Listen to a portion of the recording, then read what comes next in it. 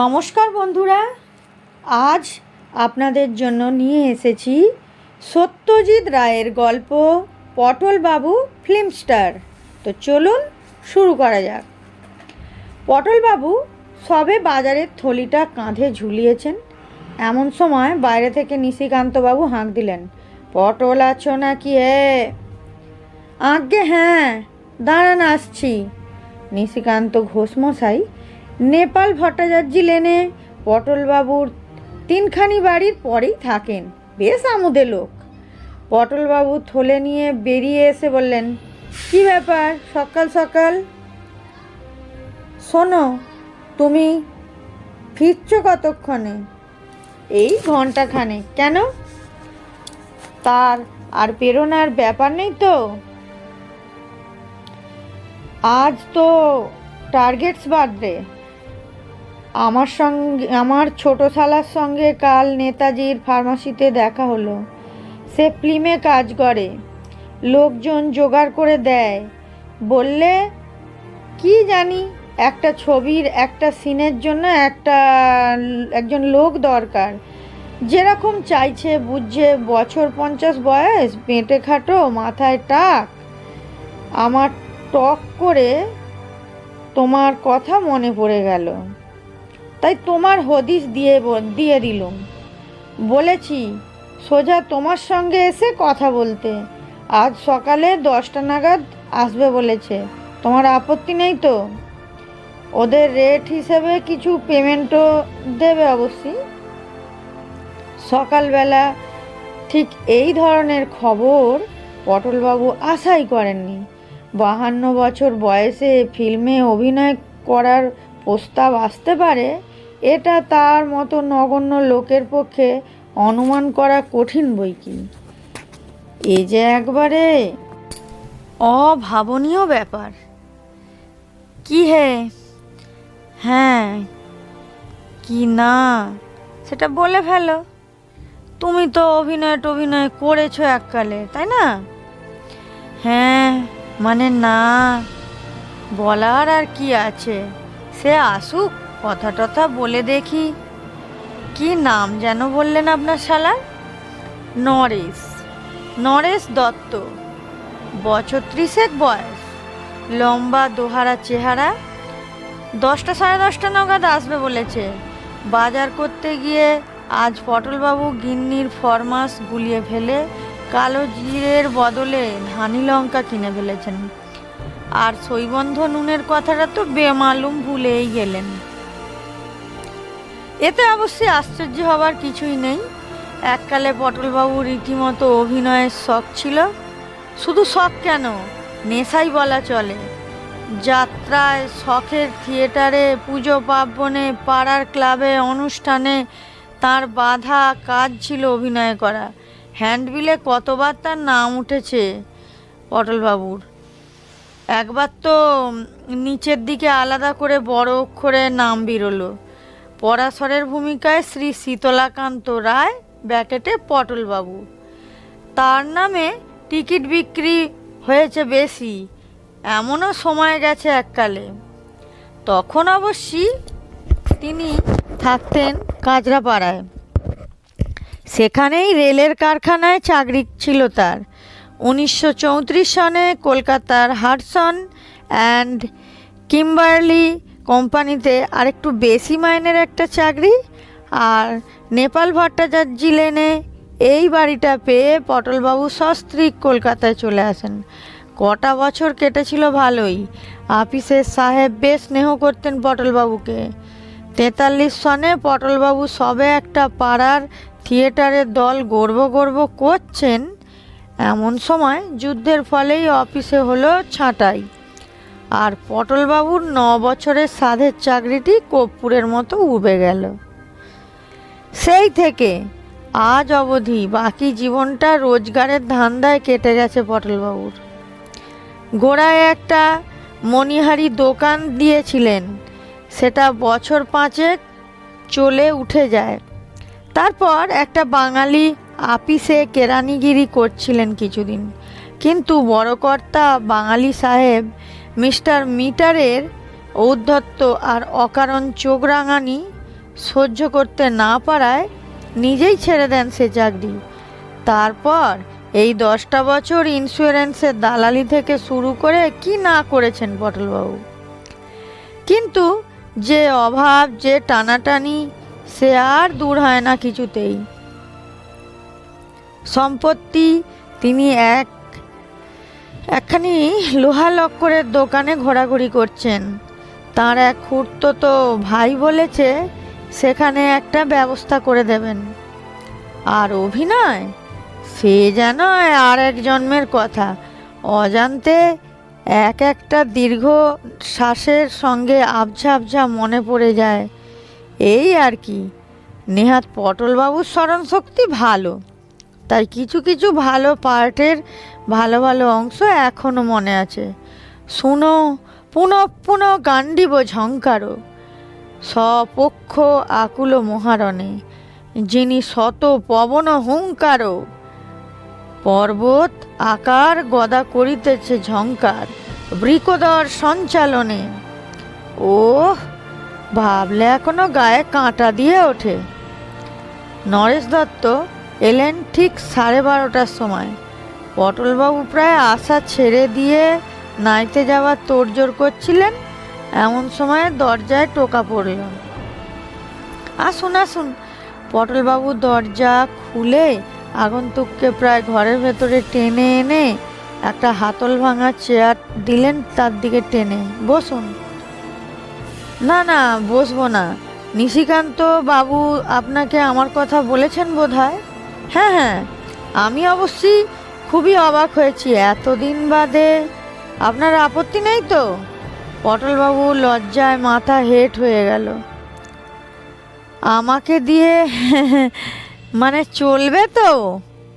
নরেশবাবু গম্ভীরভাবে একবার পটলবাবুর আপাদমস্তক চোখ বুলিয়ে নিয়ে বললেন, বেশ চলবে, খুব চলবে। কাজটা কিন্তু কাল রবিবার। হ্যাঁ, কোনো স্টুডিওতে নয়, কিন্তু জায়গাটা বলে দিচ্ছে আপনাকে। মিশন রো আর বেন্টিক স্ট্রিটের মোড়ের ফ্যারাডে হাউসটা দেখেছেন তো? 7তলা বিল্ডিং একটা, সেইটার সামনে ঠিক 8:30টায় পৌঁছে যাবেন। ওইখানেই কাজ। 12টার মধ্যে ছুটি হয়ে যাবে আপনার। নরেশবাবু উঠে পড়লেন। পটলবাবু ব্যস্ত হয়ে বললেন, কিন্তু পাঠটা কি বললেন না? বদমেজাজি পেডিয়াট্রিশিয়ান। ভালো কথা। আপনার গলাবন্ধ কোট আছে কি? তা আছে বোধহয়। ওটাই পরে আসবেন। ডার্ক রং তো, বাদামি গোছের, গরম কিন্তু। তা হোক না। আর আমাদের সিনটাও শীতকালের, ভালোই হবে। কাল 8:30 ফ্যারাডে হাউস। পটলবাবু ধাঁ করে জরুরি প্রশ্ন মাথায় এসে গেল। পার্টটা ডায়লগ আছে তো? কথা বলতে হবে তো? আলবাত, স্পিকিং পার্ট। আপনি আগে অভিনয় করেছেন তো? হ্যাঁ, তা একটু আধটু। তবে শুধু হেঁটে যাওয়ার জন্য আপনার কাছে আসবো কেন? সে তো রাস্তা থেকেই কোনো এক পেডিয়াট্রিশিয়ান ধরে নিলেই হলো। ডায়লগ আছে বই কি, এবং সেটা কাল ওখানে গিয়েই পেয়ে যাবেন। আসি। নরেশ দত্ত চলে যাওয়ার পর পটলবাবু তার গিন্নির কাছে গিয়ে ব্যাপারটা খুলে বললেন। যা বুঝেছি, বুঝলে গিন্নি, এ পাঠটা হয়তো তেমন একটা বড় কিছু নয়। প্রাপ্তি অবশ্যই আছে সামান্য, কিন্তু সেটাও বড় কথা নয়। আসল কথা হচ্ছে থিয়েটারে আমার প্রথম পাঠ কি ছিল মনে আছে তো? মৃত সৈনিকের পাঠ। স্রেফ হাঁ করে চোখ বুজে হাত পা ছড়িয়ে পড়ে থাকা। আর তা থেকেই আস্তে আস্তে কোথায় উঠেছিলাম মনে আছে তো? ওয়াট সাহেবের হ্যান্ডশেকের কথা মনে আছে? আর আমাদের মিউনিসিপ্যালিটির চেয়ারম্যান চারু বিশ্বাসের দেয়া সেই মেডেল। হ্যাঁ, এ তো সবে সিঁড়ির ধাপ, প্রথম ধাপ। কি বলো? হ্যাঁ, মান যশ প্রতিপত্তি খ্যাতি যদি বেঁচে থাকি ভবে হে মোর গৃহিণী, এসবই লোভিব আমি। পটলবাবু 52 বছর বয়সে হঠাৎ তিরিং করে একটা লাফ দিয়ে উঠলেন। গিন্নি বললেন, করো কি? কিচ্ছু ভেবো না গিন্নি, শিশির ভাদুরী 70 বছর বয়সে চাণক্যের পাটে কি লাভখানায় দিতেন মনে আছে? আজ যে পুনর্যৌবন লাভ করেছি, গাছে কাঁঠাল আর গোঁপে তেল, সাদে কি তোমার কিছু কোনোদিন হয় না? হবে হবে, সব হবে। ভালো কথা, আজ বিকেলে একটু চা খাবো, বুঝেছ? আর সঙ্গে একটু আদার রস, নইলে গলাটা ঠিক। পরদিন সকালে মেট্রোপলিটন কোম্পানির ঘড়িতে যখন 8টা বেজে 7 মিনিট, তখন পটলবাবু এক্সপ্ল্যানেটে এসে পৌঁছালেন। সেখান থেকে বেন্টিক স্ট্রিট ও মিশন রোয়ের ফ্যারাডে হাউসে পৌঁছাতে লাগলো আরও মিনিট 10। বিরাট তোড়জোড় চলছে অফিসের গেটের সামনে। 3-4খানা গাড়ি আর একটা বেশ বড়, প্রায় বাসের মতো, তার মাথায় আবার সব জিনিসপত্র। রাস্তার ঠিক ধারটায় ফুটপাথের ওপর একটা তেপায়া কালো যন্ত্রের মতো জিনিস, তার পাশে কয়েকজন লোক ব্যস্ত সমস্ত হয়ে ঘোরাফেরা করছে। গেটের ঠিক মুখটাতে একটা তেপায়া লোহার ডান্ডার মাথার আর একটা লোহার ডান্ডা আড়াআড়িভাবে শোয়ানো রয়েছে, আর তার ডগা থেকে ঝুলছে একটা মৌমাছির চাকের মতো দেখতে জিনিস। এছাড়া ইতস্তত ছড়িয়ে রয়েছে জনা 30 লোক, যাদের মধ্যে অবাঙালিও লক্ষ্য করলেন পটলবাবু, কিন্তু এদের যে কী কাজ সেটা ঠাহর করতে পারলেন না। কিন্তু নরেশবাবু কোথায়? একমাত্র তিনি ছাড়া তো পটলবাবুকে কেউই চেনেন না। দুরু দুরু বুকে পটলবাবু এগিয়ে চললেন অফিসের গেটের দিকে। বৈশাখ মাস, গলা বন্ধ খদ্দরের কোটটা গায়ে বেশ ভারী বোধ হচ্ছিল।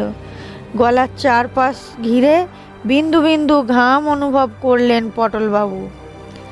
এই যে অতুলবাবু, এই দিকে। অতুলবাবু? পটলবাবু ঘুরে দেখেন অফিসের বারান্দায় একটা থামের পাশে দাঁড়িয়ে আছেন নরেশবাবু। এগিয়ে গিয়ে নমস্কার করে বললেন, আমার নামটা বোধ হয় ঠিক নোট করা নেই আপনার। শ্রী শীতলাকান্ত রায়। অবশ্যই পটলবাবু বলেই সকলে জানে, থিয়েটারেরও ওই নামেই জানতো। ও, তা আপনি তো বেশ পাঞ্চুয়াল দেখছি। পটলবাবু মৃদু হাসলেন। 9 বছর হাডসন কলম্বিতে কিম্বার্লিতে চাকরি করেছি, লেট হয়নি একদিনও, নট এ সিঙ্গেল ডে। বেশ বেশ, আপনি এক কাজ করুন, ওই ছায়ায় গিয়ে একটু ওয়েট করুন, আমরা এদিকে একটু কাজ এগিয়ে নিই। তেপায়া যন্ত্রটার পাশ থেকে একজন উঠে বলে উঠল, নরেশ স্যার, উনি আমাদের লোক? হ্যাঁ স্যার। ইনি মানে ওই ধাক্কার ব্যাপারটা? ও ঠিক আছে, এখন জায়গা ক্লিয়ার করো তো, শট নেব। পটলবাবু অফিসের পাশেই একটা পানের দোকানের ছাউনির তলায় গিয়ে দাঁড়ালেন। বায়োস্কোপ থেকে তোলা, এর আগে কখনো দেখেননি তিনি। তার কাছে সবই নতুন, থিয়েটারের সঙ্গে কোনো মিলই তো নেই। আর কি পরিশ্রম করে লোকগুলো, ওই ভারী যন্ত্রটাকে পিঠে করে নিয়ে এখান থেকে ওখানে রাখছে একটি 21-22 বছরের ছোকরা। 20-25 ওজন তো হবেই যন্ত্রটার, কিন্তু তার ডায়লগ কই? আর তো সময়ের বেশি নেই, অথচ এখনও তাকে যে কি কথা বলতে হবে তা জানেন না পটলবাবু। হঠাৎ যেন একটু নার্ভাস বোধ করলেন পটলবাবু। এগিয়ে যাবেন না কি? ওই যে নরেশবাবু, একবার তাকে বলা উচিত নয় কি? পাঠ ছোটই হোক আর বড়ই হোক, ভালো করে করতে হলে তাকে তো তৈরি হতে হবে সেই পাঠ। না হলে এতগুলো লোকের সামনে তাকে যদি কথা গুলিয়ে ফেলে অপদস্থ হতে হয়। আজ প্রায় 20 বছর অভিনয় করা হয়নি যে। পটলবাবু এগিয়ে যেতে গিয়ে একটা চিৎকার শুনে থমকে গেলেন, সাইলেন্স। তারপর নরেশবাবুর গলা থেকে পাওয়া গেল, এবার শট নেওয়া হবে, দয়া করে আপনারা একটু চুপ করুন, কথাবার্তা বলবেন না, জায়গা ছেড়ে নড়বেন না, ক্যামেরার দিকে এগিয়ে আসবেন না। তারপর আবার সেই প্রথম গলার চিৎকার এলো, সাইলেন্স টেকিং। এবার পটলবাবুর লোকটিকে দেখতে পেলেন, মাঝারি গোছের মোটাসোটা ভদ্রলোক, পাওয়া যন্ত্রটার পাশেই দাঁড়িয়ে আছেন। গলায় একটা চেন থেকে দূরবীনের মতো একটা জিনিস ঝুলছে। ইনি কি পরিচালক নাকি? কি আশ্চর্য, পরিচালকের নামটাও যে তার জেনে নেওয়া হয়নি। এবারে পরপর আরও কতগুলো চিৎকার পটলবাবুর কানে এলো, stand, sound, ranking, action. Action কথাটার সঙ্গে সঙ্গেই পটলবাবু দেখলেন চৌমাথার কাছ থেকে একটা গাড়ি এসে আপিসের সামনে থামলো, আর তার থেকে একটি মুখে গোলাপি রং মাখা স্যুট পরা যুবক দরজা খুলে প্রায় হুমড়ি খেয়ে নেমে হনহনিয়ে অফিসের গেট পর্যন্ত গিয়ে থেমে গেল। পরক্ষণেই পটলবাবু চিৎকার শুনলেন, কাট। আর অমনি সাইলেন্স ভেঙে গিয়ে জনতার গুঞ্জন শুরু হয়ে গেল। পটলবাবুর পাশের এক ভদ্রলোক তার দিকে ঝুঁকে পড়লেন, জিজ্ঞাসা করলেন, ছোকরাটিকে চিনলেন তো? পটলবাবু বললেন, কই না তো। ভদ্রলোক বললেন, চঞ্চল কুমার। তত্তরিয়ে উঠছে ছোকরা, একসঙ্গে 4খানা বইয়ে অভিনয় করছে। পটলবাবু বায়োস্কোপ তো খুব কম দেখেন, কিন্তু এই চঞ্চল কুমারের নাম যেন শুনেছেন 2-1বার। কটিবাবু বোধ হয় এই ছেলেটেরই প্রশংসা করেছিলেন একদিন। বেশ মেকআপ করে আছে ছেলেটি, ওই বিলেতি স্যুটের বদলে ধুতি চাদর পরিয়ে ময়ূরের পিঠে চড়িয়ে দিলেই একেবারে কার্তিক ঠাকুর। কাঁচরাপাড়ার মনতোষ ওরফে চিনুর চেহারা যেমন কতকটা ওই রকম বটে, বেড়ে ফিমেল পাঠ করত চিনু। পটলবাবু এবার পাশের ভদ্রলোকটির দিকে ঝুঁকে পড়ে ফিসফিস করে বললেন, আর পরিচালকের নাম কি মশাই? ভদ্রলোক এবার অবাক হয়ে বললেন, সে কি, আপনি তাও জানেন না? উনি যে বরেন মল্লিক, 3খানা ছবি পরপর হিট করেছে। যাক, কতগুলো দরকারি জিনিস জানা হয়ে গেল। নইলে গিন্নি যদি জিজ্ঞাসা করতেন কার ছবিতে কার সঙ্গে অভিনয় করে এলে, তাহলে মুশকিলেই পড়তেন পটলবাবু। নরেশ এক ভাঁড় চা নিয়ে পটলবাবুর দিকে এগিয়ে এলো, আসুন স্যার, গলাটা একটু ভিজিয়ে আলগা করে নিন, আপনার ডাক পড়লো বলে। পটলবাবু এবার আসল কথাটা না বলে পারলেন না, আমার ডায়লগটা যদি এই বেলা দিতেন তো। ডায়লগ? আসুন তো আমার সঙ্গে।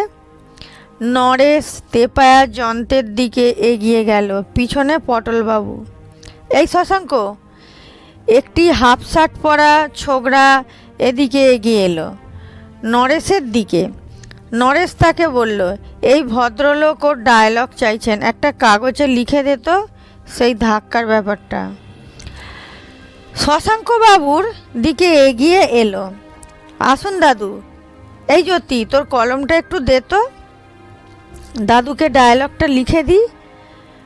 জ্যোতি ছেলেটি তার পকেট থেকে একটি লাল কলম বের করে শশাঙ্কের দিকে এগিয়ে দিল।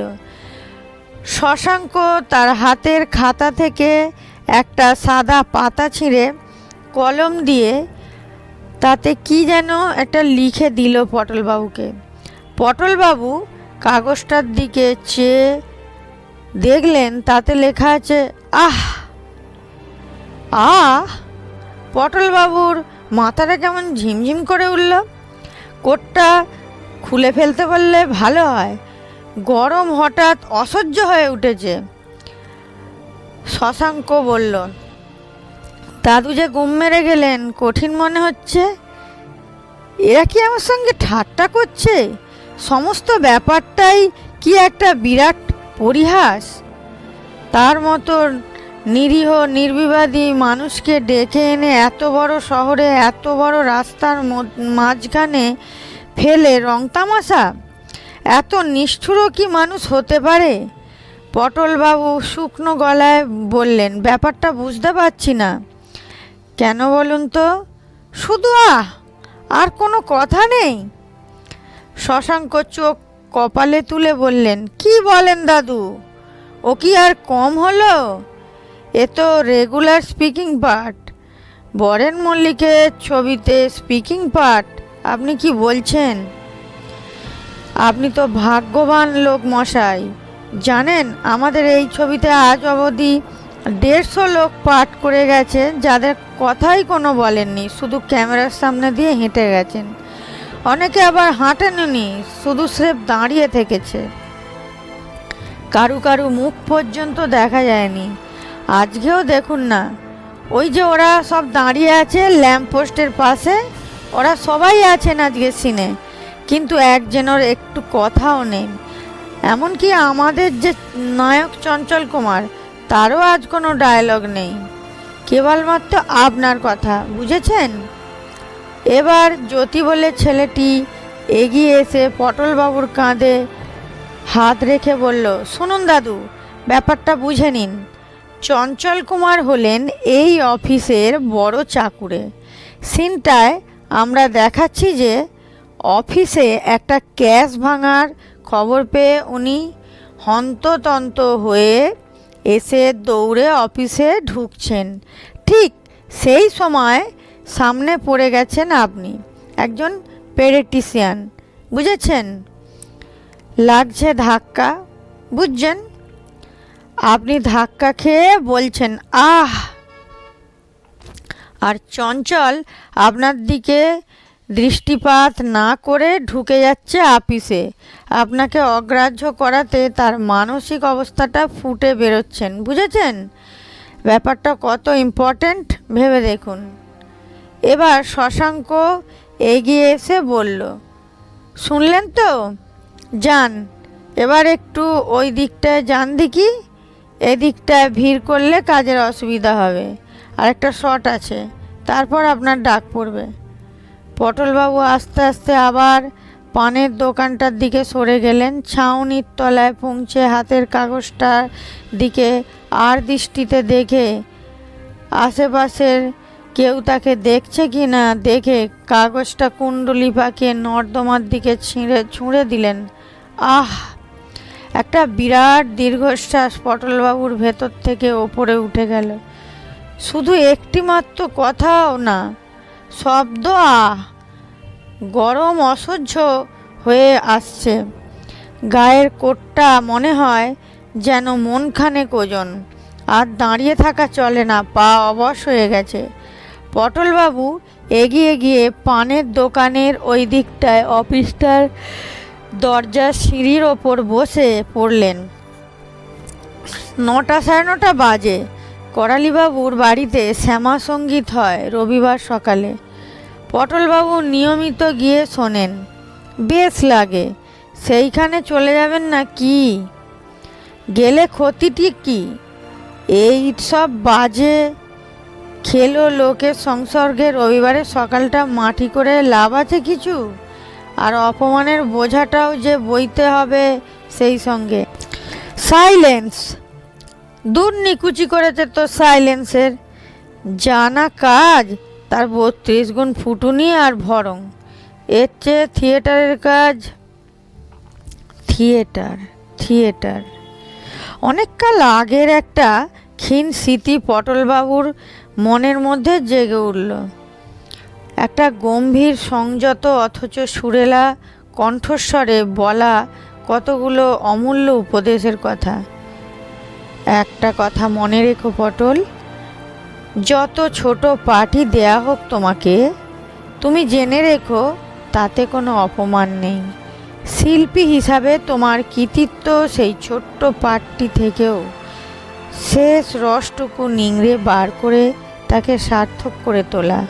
থিয়েটারের কাজ হলো 5 জনে মিলেমিশে কাজ। সকলের সাফল্য জড়িয়েই নাটকের সাফল্য। পাগরাশি মশাই দিয়েছিলেন এই উপদেশ পটলবাবুকে। গগন পাগরাশি পটলবাবুর নাট্যগুরু ছিলেন তিনি। আশ্চর্য অভিনেতা ছিলেন গগন পাগরাশি, অথচ দম্ভের লেশ মাত্র ছিল না তাঁর মনে। ঋষিতুল্য মানুষ আর শিল্পীর সেরা শিল্পী। আরও একটা কথা বলতেন পাগরাশি মশাই, নাটকের এক একটি কথা হলো এক একটি গাছের ফল।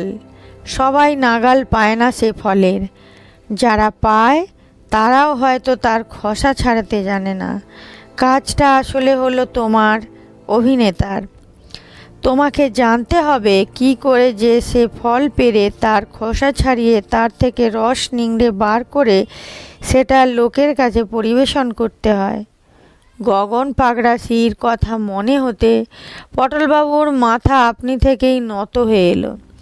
সত্যিই কি তার কাজে আজকের পাঠটার মধ্যে কিছুই নেই? একমাত্র কথা বলতে হবে। কিন্তু একটি কথা বলেই কি এক কথায় তাকে উড়িয়ে দেওয়া যায়? আহ আহ আহ আহ আহ পটলবাবু বারবার নানান সুরে কথাটাকে আওড়াতে লাগলেন। আওড়াতে আওড়াতে ক্রমে তিনি একটি আশ্চর্য জিনিস আবিষ্কার করলেন। ওই কথাটাও নানান সুরে নানানভাবে বলতে মানুষের মনের নানান অবস্থা প্রকাশ করেছে। চিমটি খেলে মানুষ যেভাবে বলে, গরমে শরবত খেয়ে মোটেও সেভাবে বলে না। এই একেবারেই আলাদা রকমের। আবার আচমকা কানে সুড়সুড়ি খেলে বেরোয় আরও একরকম এছাড়া আরও কত রকম আছে। দীর্ঘশ্বাসের তাচ্ছিল্যের অভিমানের, ছোট করে বলা, লম্বা করে বলা, চেঁচিয়ে বলা, মৃদু স্বরে চড়া গলায়, খাদে গলায়, আবার টাকের খাদে শুরু করে বিসর্গটায় সুর চড়িয়ে আশ্চর্য! পটলবাবুর মনে হলো তিনি যেন ওই একটি কথা নিয়ে একটা আস্ত অভিধান লিখে ফেলতে পারেন। এত নিরুৎসাহ হচ্ছিলেন কেন তিনি? এই একটা কথা শোনার খনি। তেমন অভিনেতা তো এই একটা কথাতেই বাজিমাত করে দিতে পারে। সাইলেন্স! পরিচালক মশাই ওই দিক থেকে আবার হুঙ্কার দিয়ে উঠলেন। পটলবাবু দেখলেন জ্যোতি ছোকরাটি তার কাছেই ভিড় সরাচ্ছে। ছোকরাকে একটা কথা বলা দরকার। পটলবাবু দ্রুত পদে এগিয়ে গেলেন তার কাছে। আমার কাজটা হতে আর কতক্ষণ দেরি ভায়া? অত ব্যস্ত হচ্ছেন কেন দাদু? একটু ধৈর্য ধরতে হয় এসব ব্যাপারে। আরও আধ ঘন্টা অপেক্ষা করুন। নিশ্চয় অপেক্ষা করব বই কি, আমি এই কাছাকাছি আছি। দেখবেন আবার সটকাবেন না যেন। জ্যোতি চলে গেল। Stand sound! পটলবাবু পা টিপে টিপে শব্দ না করে রাস্তা পেরিয়ে উল্টো দিকে একটা নিরিবিলি গলিতে ঢুকে পড়লেন। ভালোই হলো, হাতে সময় পাওয়া গেল কিছুটা। এরা যখন টিএসালের বিশেষ ধার ধারছে না, তখন তিনি নিজেই নিজের অংশটা অভ্যাস করে নেবেন।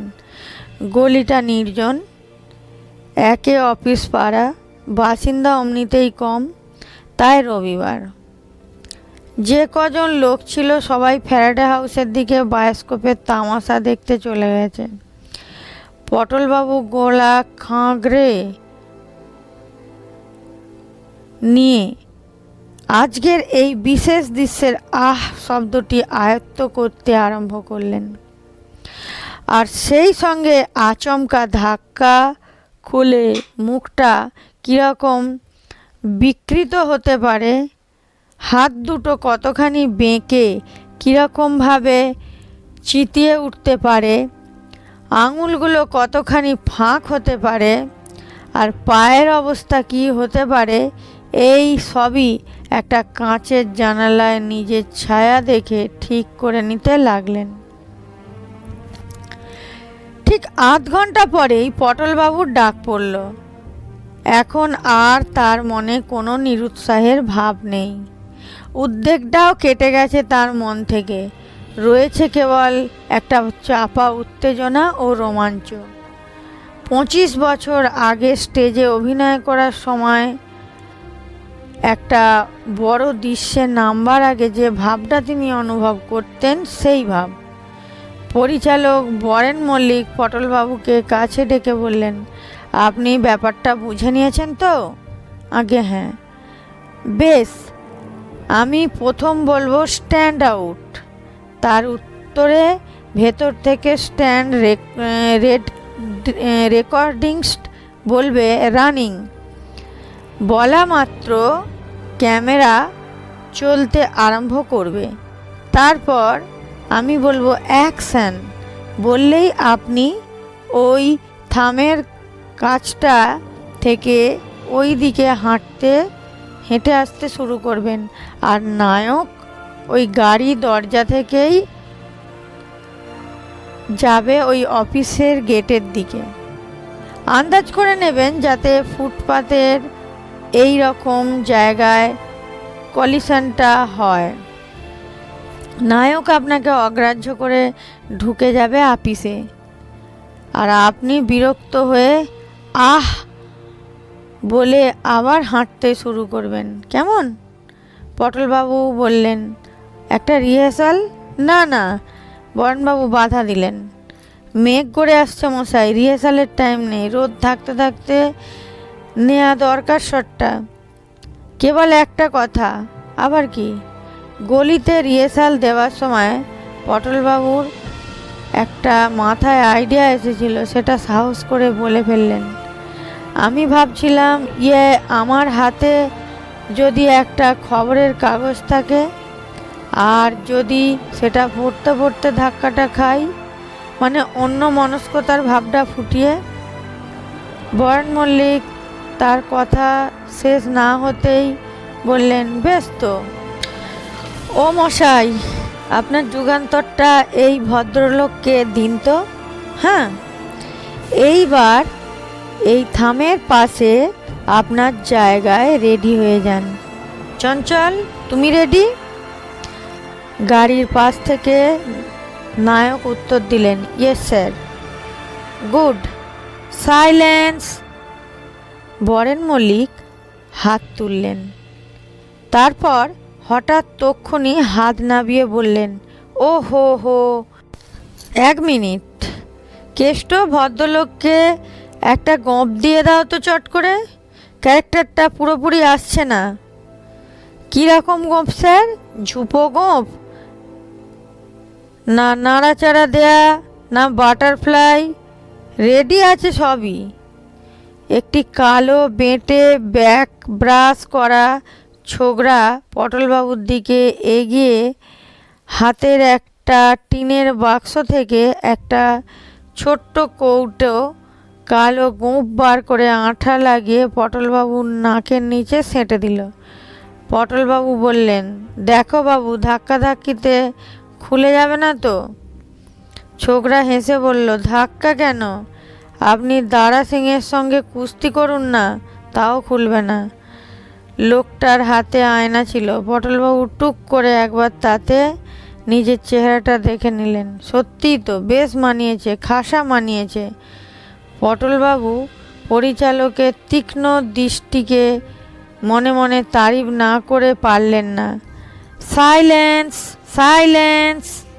পটলবাবু গোঁফ পরা দেখে দর্শকদের মধ্যে একটা গুঞ্জন শুরু হয়েছিল। বরেন মল্লিকের হুঙ্কারে সেটা থেমে গেল। পটলবাবু লক্ষ্য করলেন সমবেত জনতার বেশিরভাগ লোকই তার দিকে চেয়ে আছে। Start sound. পটলবাবু গলাটা খাঁকরিয়ে নিলেন। 1 2 3 4 5। 5 পা আন্দাজ হাঁটলে পর পটলবাবু ধাক্কার জায়গায় পৌঁছাবেন, আর চঞ্চল কুমারকে হাঁটতে হবে বোধহয় 4 পা। সুতরাং দুজনেই যদি একসঙ্গে রওনা হয় তাহলে পটলবাবুকে একটু বেশি জোরে হাঁটতে হবে, তা না হলে রানিং। পটলবাবু খবরের কাগজটা তুলে মুখের সামনে ধরলেন। 10 আনা বিরক্তির সঙ্গে 6 আনা বিস্ময় মিশিয়ে 8 বললে পারেই অ্যাকশন। জয়গুরু। খচ খচ খচ খচ ঠন। পটলবাবু চোখে হঠাৎ অন্ধকার দেখলেন। নায়কের মাথার সঙ্গে তার কপালে ঠোকাঠুকি লেগেছে।